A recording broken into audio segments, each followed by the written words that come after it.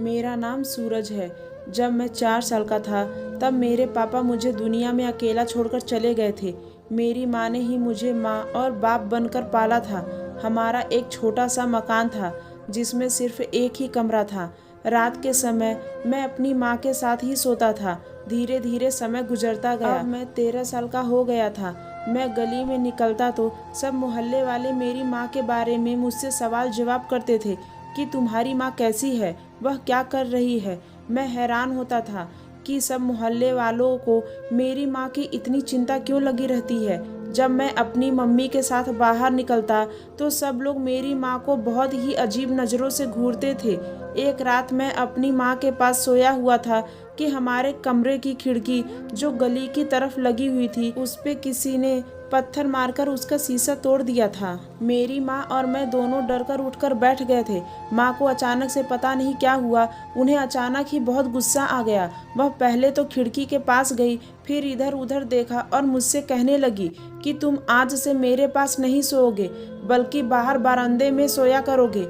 मैं अपनी मम्मी की बात पर हैरान था कि खिड़की का शीशा पता नहीं किसने तोड़ा है और मम्मी गुस्सा मुझ पर निकाल रही है।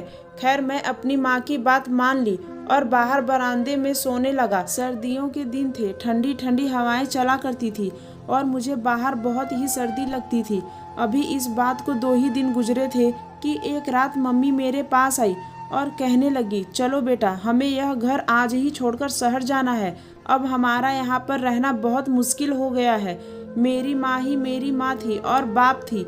उनकी बात मानने के अलावा मेरे पास कोई दूसरा रास्ता नहीं था। मैं एकदम से खुश हो गया। मैंने कहा, मम्मी, क्या वहाँ पर मुझे रहने के लिए नया कमरा मिलेगा? मम्मी बोली, हाँ, लेकिन अभी तो जल्दी करो, हमें इसी समय इस घर को छोड़ना होगा।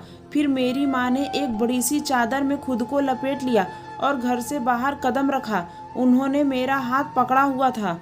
मेरी माँ अपने आप को ऐसे घसीटती चली जा रही थी जैसे उनके पैरों में जान ही नहीं है। मम्मी के पास एक बड़ा सा बैग था जिसमें उन्होंने अपने सारे कपड़े, जेवरात और पैसे वगैरह डाल रखे थे। घर से दूर एक गाड़ी खड़ी थी। यह गाड़ी शायद हमारे ही इंतजार में खड़ी थी। मैंने देखा गाड़ी वाला हमसे सवाल किए बगैर ही हमारे गाड़ी में बैठते ही गाड़ी को चलाना शुरू कर दिया था। इसका साफ मतलब तो यही था कि वह मेरी मम्मी को जानने वाला था। गाड़ी शहर की तरफ चल पड़ी थी। रात तक हम शहर पहुंच गए थे और अपने नए घर में दाखिल हो चुके थे। मेरा यह घर शहर में था। वह आदमी हमें इस घर में छोड़कर चला गया था, पर मम्मी का उस आदमी के साथ क्या संबंध है, यह मुझे सोचकर अजीब लग रहा था। खैर, वह हमें जिस मकान में छोड़कर गया था वह घर काफ़ी बड़ा था। मेरी माँ ने मुझसे कहा कि अब हमें यहाँ कोई खतरा नहीं है। मैं अपनी माँ को देखने लगा और उन्हें घूरता जा रहा था। मैं अचानक से रोने लगा और मैंने कहा, मम्मी, यह सब क्या है? हम यहाँ क्यों आए हैं? मेरे सब दोस्त गांव में ही छूट गए हैं। मेरी बात सुनकर मम्मी बोली, बेटा, अब तुम्हारी उम्र ऐसी थी कि तुम वहाँ अब और ज़्यादा नहीं रह सकते थे। अब तुम धीरे धीरे बड़े और जवान हो रहे हो।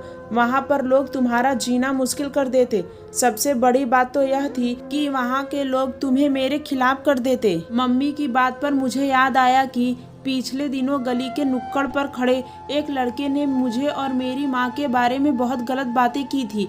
घर आकर मैंने अपनी माँ को सब कुछ बताया, जिस पर मेरी माँ गहरी सोच में डूब गई थी। और आज यह सब कुछ हो गया था। मम्मी ने मुझे कहा था कि वहाँ सभी तुम्हारी माँ के बारे में बहुत ही गलत बातें करते, तो क्या तुम यह गवारा करोगे कि कोई तुम्हारी माँ के बारे में गलत बातें करे? मैंने कहा, नहीं मम्मी, ऐसा तो बिल्कुल भी नहीं है। मम्मी बोली कि हाँ, मैं तुम्हारी ज़िंदगी बहुत ही खूबसूरत बना दूंगी, मगर बेटा, इसके लिए तुमको मेहनत करना होगा और अच्छे से मन लगाकर पढ़ना होगा। अगले ही दिन मम्मी ने मेरा एक स्कूल में एडमिशन करवा दिया था। अब मैं मन लगाकर पढ़ाई करने लगा था। मुझे किसी चीज़ की होश नहीं था, लेकिन मम्मी घर में पैसे कहाँ से लाती थी यह मुझे नहीं पता था। लेकिन मम्मी की कुछ अजीबोगरीब बातें जो मुझे अक्सर सोचने पर मजबूर करती थी। लेकिन जब भी मैं अपनी मम्मी से इस बारे में पूछता हूँ तो मुझे कोई भी जवाब नहीं मिलता था। मेरी मम्मी मुझे टाल दिया करती थी। मम्मी मुझे अब अपने कमरे में सोने नहीं देती थी। एक दिन मुझे अपने कमरे में घुटन का एहसास होने लगा। मैं बाहर निकल कर आया तो मम्मी बाहर बरामदे में बैठी सब्जी काट रही थी। मैंने मम्मी से कहा, मम्मी बाहर सब लड़के पतंग उड़ा रहे हैं, क्या मैं भी छत पर पतंग उड़ाने चला जाऊं? मगर मम्मी ने मुझे छत पर नहीं जाने दिया। मम्मी बोली, बेटा अब तो बड़ा हो गया है और इस तरह आवारागर्दी करना ठीक नहीं, अपनी पढ़ाई पर ध्यान दे, यही तेरे फ्यूचर के लिए अच्छा होगा। मम्मी की बात सुनकर मुझे गुस्सा आ गया, वह मुझ पर इतनी सख्ती क्यों कर रही थी। मैंने जब छत पर जाने की बहुत जिद की तो मम्मी ने कहा, बेटा तुम अभी नहीं जा सकते, मेरी बात को समझने की कोशिश करो। मैं बहुत ज़्यादा नाराज़ होकर वापस अपने कमरे में आ गया, मगर आज मुझे बहुत ज़्यादा बेचैनी हो रही थी। मैं जानना चाहता था कि मेरी मम्मी ऐसी बातें क्यों करती हैं। अगर मैं छत पर चला जाता तो ऐसा क्या बिगड़ जाता। मम्मी ने मुझे इतनी बेचैन होकर छत पर जाने से क्यों रोका था। मेरा दिल फिर से घबराने लगा और मैं उठकर बाहर आ गया। मम्मी उस समय बाहर नहीं थी। मैं मम्मी के कमरे में चला गया। वहाँ पर मेरी नज़र मम्मी के कमरे में लगे दूसरे बिस्तर पर नज़र पड़ी तो मैं वहीं खड़ा उस दूसरे बिस्तर को देखता रहा। मेरी मम्मी अपने कपड़े अलमारी में तह बनाकर रख रही थी। मैंने मम्मी से कहा, मम्मी मेरा दम घुटता है, क्या मैं यहीं आपके कमरे में सो जाया करूं? फिर मैंने अचानक ही पूछा, मम्मी यह दूसरा बिस्तर आपने किसके लिए लगाया है? मेरे सवाल पर मम्मी अचानक ही घबरा गई और बोली, बेटा मैंने तो यह दूसरा बिस्तर बस ऐसे ही लगा रखा है। मगर क्यों? मैंने फिर मम्मी से पूछा, इस बिस्तर पर कौन सोता है? तुम मुझे तो अपने कमरे में आने ही नहीं देती। मेरी बात पर मेरी माँ मुझसे नाराज होने लगी तो तुम मुझ पर शक कर रहा है। बेटा मैंने यह दूसरा बिस्तर किसी मकसद के लिए लगा रखा है, इस पर तेरे पापा की आत्मा सोती है। पापा की आत्मा? मम्मी की बात सुनकर मैं हैरान रह गया था। मैंने अपनी माँ से कहा कि मम्मी अब मैं इतना छोटा बच्चा नहीं है, इस तरह की बातों से बहल जाऊंगा। अब मेरा शक मम्मी पर बढ़ने लगा था। हर बार जब मैं माँ की कोई नई चीज़ देखता तो मेरे दिमाग में पिछली सारी बातें आने लगती। मम्मी की बातों पर अब मैं और भी ज़्यादा शक करने लगा था। आज भी ऐसा ही महसूस हो रहा था कि आखिर मम्मी ने अपने कमरे में दूसरा बिस्तर क्यों लगा रखा है।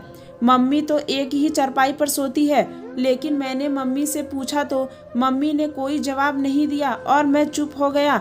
लेकिन मैंने सोच लिया था कि अब मम्मी की हर हरकत पर नज़र रख लूँगा और छत पर भी जाया करूँगा। पर उससे पहले एक ऐसा हादसा मेरे साथ हो गया जिसमें मुझे और भी ज़्यादा शक में डाल दिया था। और फिर मम्मी की हकीकत खुलकर मेरे सामने आ गई। हुआ कुछ यूँ था, उन दिनों मम्मी से छुपकर मैं एक दुकान पर काम करने लगा था। मुझे और कोई काम नहीं आता था क्योंकि मैं ज़्यादातर पढ़ाई करता था। पर अब मैं कुछ पैसे कमाना चाहता था। मैं चाहता था कि अपने छोटे मोटे खर्चे खुद ही उठाता रहूं ताकि मम्मी पर ज़्यादा बोझ ना बनूं। न जाने मम्मी पैसे कहाँ से लाती है, ये राज आज तक मुझ पर नहीं खुला था। पर मैं यह जरूर जानता था कि मम्मी को पैसों की ज़रूरत होती है। वह पाई पाई का हिसाब रखती हैं क्योंकि उनके पास पैसे कम होते हैं। हैरत की बात यह थी कि घर में सारे जेवरात वैसे के वैसे ही पड़े थे। मम्मी ने एक जेवर भी नहीं बेचा था, बल्कि अब जेवरों को पहनने लगी थी। और मैं जब भी मम्मी को देखता रंगीन कपड़े पहने नजर आती थी। मम्मी को देखता था तो लगता था कि मेरी मम्मी विधवा नहीं है। विधवाओं ने तो सफ़ेद रंग के कपड़े पहने होते हैं और हमेशा ही उदास रहते हैं। मैंने तो अपने गांव में यही देखा था। पर मेरी मम्मी तो उल्टा सज संवर कर रहती थी। खुद को कभी भी बूढ़ा नहीं होने देती, बल्कि अपने चेहरे पर मेकअप किया करती थी। कलाइयों में कांच की चूड़ी पहना करती थी। पहले मम्मी की बातों पर कभी भी गौर नहीं करता था, पर आज होने वाले हादसे ने मम्मी की तरफ शक करने पर मजबूर कर दिया था। मैं जिस दुकान पर जाया करता था वहाँ पर महेश नाम का एक लड़का मिला। वो मुझे बार बार गौर से देख रहा था।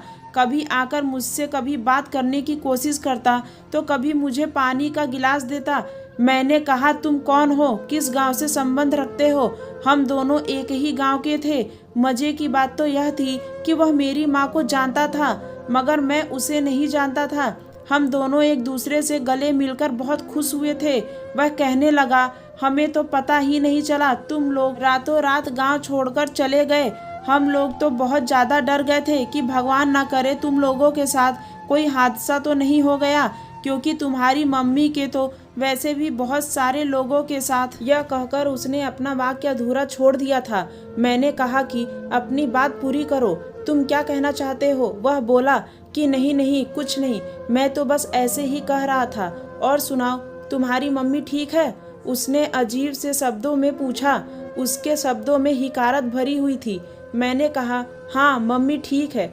मैंने उसे बहुत कुरेदने की कोशिश की कि वह मुझे इस बारे में कोई और बात भी बताए, लेकिन उसने मुझे कुछ और नहीं बताया। हाँ, इतना बोला कि तुम जैसे बेटे दया के पात्र होते हो, जो अपनी माँ के किरदार की वजह से दूसरों के सामने शर्मिंदा होते हो। उसने यह बात बातों बातों में ही कह दी थी। यह कहकर चला गया था और मैं उससे कोई और सवाल नहीं पूछ सकता था, मगर मुझे मेरी माँ पर शक गहरा होता जा रहा था। मैं चाहता था कि मैं अपनी माँ को रंगे हाथों पकड़ूं। अब मैं समझदार हो गया था। मेरी उम्र 20 साल हो गई थी और मैं जमाने की ऊंच नीच को समझने लगा था।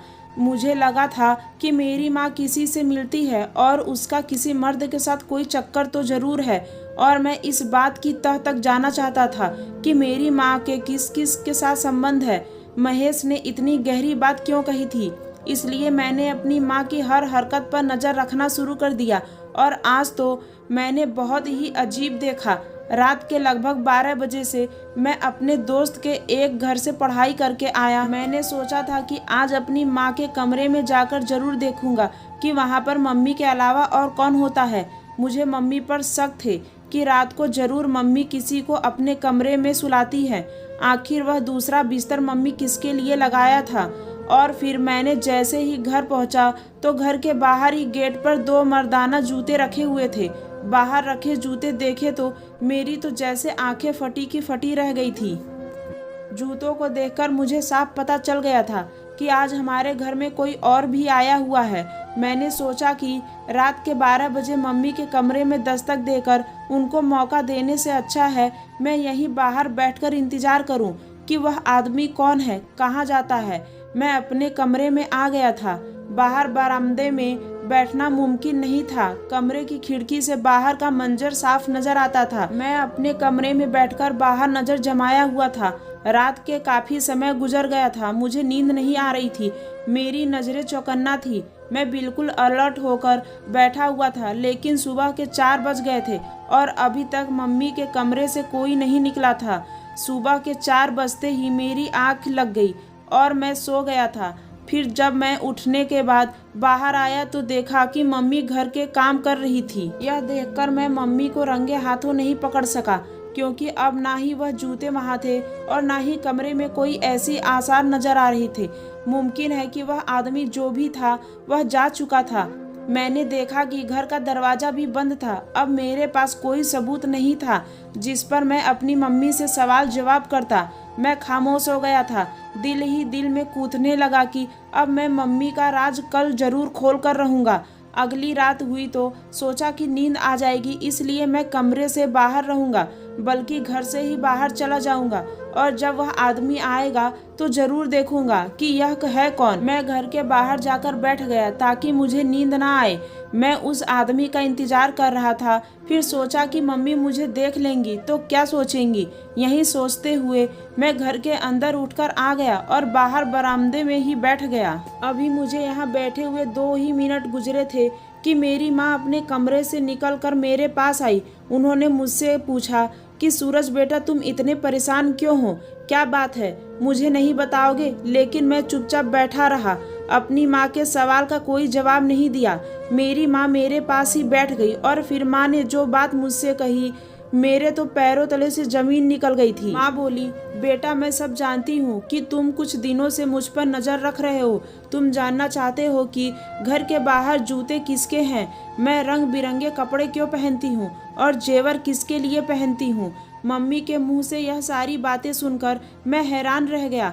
मम्मी, आपको मेरी हर बात पता है? मैं हैरान होकर अपनी माँ से पूछा। मेरी माँ मुस्कुराकर मुझे देखने लगी और बोली, तुझे क्या लगता है मैं नहीं जानती कि तेरे दिल में क्या है? बेटा, मैं तेरी माँ हूँ, सब समझती हूँ। मैं बोला, मम्मी मैं बचपन से आपको देखता आ रहा हूँ, आखिर मुझे समझ क्यों नहीं आती क्या मैं अंधा हो गया हूँ या मुझे दिखाई नहीं देता? मैं रोने लगा तो माँ ने कहा, तो मेरी एक बात मान लो, मैं सारे राज तुम पर खोल दूंगी। मैं तुम्हें सब बता दूंगी कि किस बात के पीछे हमने अपना गांव छोड़ा है। मैंने कहा, बोलो मम्मी, आप जो कहोगी मैं मानूंगा, पर मुझे अब इस उलझन में मत रखो, मुझे सारी बात बता दो। मम्मी बोली, मैं तुम्हारी दुश्मन नहीं हूँ, तुम्हारी माँ हूँ, लेकिन मुझे एक वादा करो कि मेरी एक बात जरूर मानोगे। मैंने अपनी मम्मी से वादा किया कि आप जो कहोगे मैं आपकी सारी बातें मानूंगा, बस आप मुझे इस उलझन से बाहर निकालो। फिर मम्मी ने कहा। उसे सुनकर मैं हैरान हो गया, हैरानी से अपनी माँ का मुंह ताकने लगा। मम्मी बोली कि आने वाले सोमवार को तुम्हारी शादी है, अगर तुम ये शादी अपनी मर्जी से कर लेते हो तो मैं तुम्हें हर बात सच सच बता दूंगी, फिर तुम्हारा जो फैसला होगा मुझे स्वीकार होगा। मैं अपनी माँ को फिर से देखने लगा। मैंने उनसे कोई सवाल नहीं किया और अपनी माँ की बात मान ली। मम्मी ने मुझसे कहा था कि सोमवार को शादी के समय ही वह मुझे सारी बातें बताएंगी। अब मुझे सोमवार का बेचैनी से इंतजार था। मेरी उम्र 22 साल हो चुकी थी। मेरी माँ मेरी शादी कर देना चाहती थी, पर किससे यह मैं नहीं जानता था। सोमवार को मम्मी मुझे गाड़ी में बिठाकर बड़े से घर में ले गई। वहाँ पर बहुत सारे लोग थे जिन्होंने हमारा स्वागत किया। वहाँ पर मम्मी और मुझे बहुत ही इज्जत से कमरे में ले जाकर बिठाया गया।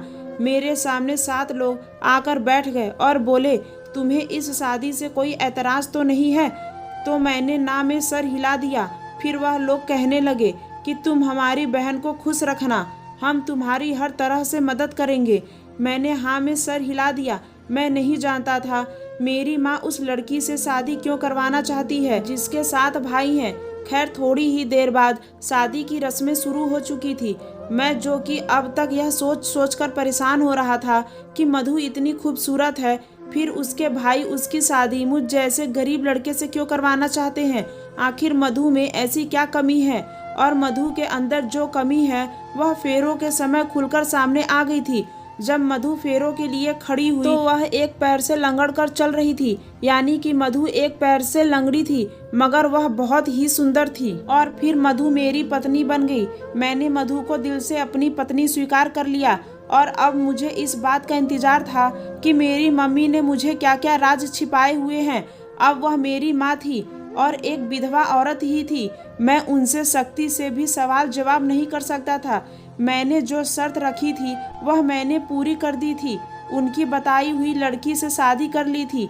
मेरी पत्नी अपने कमरे में बैठी थी। मैं माँ के पास आया, उनसे कहा कि मम्मी, अब अगर आपने मुझे सारे राज नहीं बताए तो मैं भी अब आपकी कोई भी बात नहीं मानूंगा। मेरी बात सुनकर मेरी माँ मुस्कुराई और बोली, इधर मेरे पास आकर बैठो, मैं तुम्हें सारी बात बताती हूँ, पर वादा करो तुम कभी अपनी पत्नी से इन बातों का जिक्र नहीं करोगे।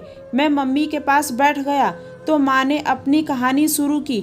मम्मी बोली, देखो बेटा, इस समाज में औरत कितनी भी पवित्र क्यों ना हो, उसे शक की नज़रों से ही देखा जाता है, क्योंकि यह समाज ही मर्दों का समाज है। अकेली औरत पर यह समाज इल्जाम जरूर लगाता है।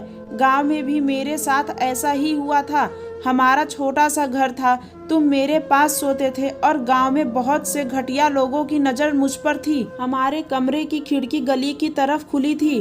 उस शीशे वाली खिड़की को सब कुछ साफ तो नज़र नहीं आता था, मगर यह जरूर पता चल जाता था कि कमरे में कितने लोग हैं। जब हम माँ बेटा कमरे में एक ही बिस्तर पर सोते थे तो कुछ गंदे दिमाग के लोगों ने हम पर गलत निगाहें होती थी और वह अपने गंदे दिमाग में यही सोचते थे कि रात के समय कमरे में मेरे साथ कोई मर्द मौजूद है। वह लोग मुझे एक बदकिरदार औरत समझते थे। एक दिन जब उन्होंने खिड़की का शीशा तोड़ा तो मैं डर गई थी और तुम पर गुस्सा किया कि तुम आज से अलग सोया करोगे, मगर लोग अपनी हरकतों से बाज नहीं आए। वह मेरे बारे में अजीब अजीब बातें करने लगे तो मैं तुम्हें लेकर शहर आ गई। यहाँ पर मैंने बहुत मजबूरी में एक आदमी से शादी की थी। वह बहुत ही अच्छा शरीफ इंसान है। मैंने उसके साथ सिर्फ एक कागजी संबंध बनाया है जिससे कि मुझे सुरक्षा मिले और मैं सारी जिंदगी विधवा ना कहलाऊं। मैं चूड़ियाँ और जेवरात इसलिए पहनती थी कि यहाँ आने वाली हर औरत को यह बता सकूं कि मैं एक सुहागन हूँ, विधवा नहीं। इसी वजह से औरतें मुझे कभी भी बेसहारा नहीं समझती थी। हर आने वाली औरत मासूम और शरीफ नहीं होती।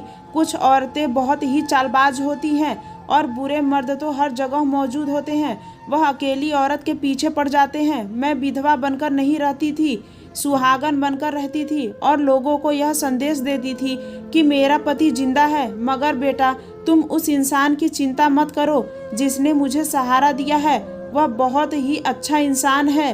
उसकी पहली पत्नी मर चुकी है। वह मुझे महीने के कुछ पैसे भी देता है। वह इंसान हम पर इतना मेहरबान इसलिए है क्योंकि उसने जिस गाड़ी का एक्सीडेंट किया था, उसे गाड़ी के ड्राइवर तुम्हारे पापा थे। तुम्हारे पापा की मौके पर ही मौत हो गई थी और गाड़ी का मालिक बच गया था। उस हादसे में इस इंसान की पत्नी भी मर गई थी, जिसके साथ मैंने सिर्फ कागजी रिश्ता जोड़ा है। गलती इसी की थी, इसलिए उसने मुझे सहारा दिया।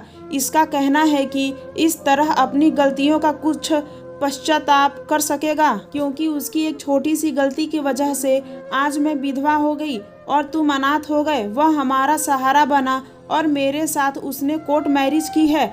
रही बात उन जूतों की, तो मैं रोजाना इसलिए रखी थी कि हर आने जाने वाले को अंदाजा हो कि किस घर में कोई मर्द है।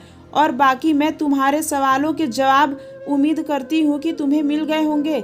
मैंने कभी भी तुम्हारे आत्मसम्मान को ठेस नहीं पहुँचाई है। जिस लड़की से तुम्हारी शादी हुई है, यह उस आदमी की भतीजी है। तुम्हारी पत्नी बहुत ही खूबसूरत है, मगर उसकी कमी के चलते कोई भी उससे शादी करने के लिए तैयार नहीं था और फिर मैं तरस खाकर उस लड़की की शादी तुमसे कर दी। अगर अब भी तुम्हें अपनी माँ पर कोई शक है तो तुम उस आदमी से जाकर पता कर लो। मैंने आज तक किसी की तरफ आंख उठाकर भी नहीं देखा। मैं अपनी माँ की बातें सुनकर बहुत ही शर्मिंदा हुआ। मैंने कहा, माँ, तुमने शादी कर ली है तो इसमें कोई बुराई नहीं है। तुम चाहो तो अपने पति के साथ एक आज़ाद जिंदगी गुजार सकती हो। मैं इतना तंग दिल भी नहीं हूँ कि मैं अपनी माँ की खुशियों में रुकावट डालूं और अपनी झूठी गैरत को तसल्ली दूं। मेरी बात सुनकर मेरी मम्मी रोने लगी और बोली, बेटा, मैं तुम्हें अकेला छोड़कर नहीं जाऊंगी। बस तुम दोबारा मुझ पर शक मत करना। तुम्हारी माँ अकेली ही इस जमाने से लड़ी है और जिसके लिए लड़ी है वह तुम हो, और अगर तुम भी शक करोगे तो मैं टूट जाऊंगी। मैंने अपनी माँ को सीने से लगा लिया। मेरी आंखों से आंसू बहने लगे थे क्योंकि मेरे पास भी कुछ कहने को बचा ही नहीं था।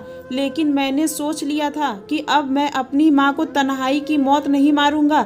अगले ही दिन मैं अपने सौतेले बाप के पास गया था और उनसे सारी बात की थी। उसने कहा था कि आप दोनों पति पत्नी की तरह रह सकते हैं।